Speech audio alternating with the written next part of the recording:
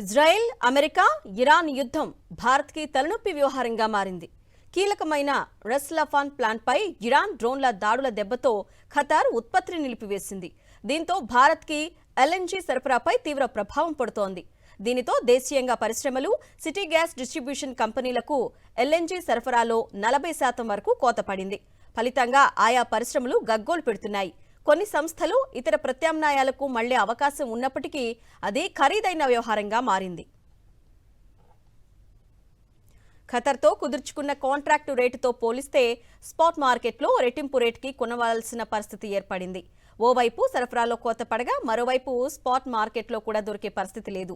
ఈ క్రమంలో ప్రాధాన్యత రంగాలపై ప్రతికూల ప్రభావం పడుతోందని గ్యాస్ సరఫరా దిగ్గజం గేల్ సీఎండీకి సీజీడీ సంస్థల సమైక్య ఏసీఈ లేఖ రాసింది.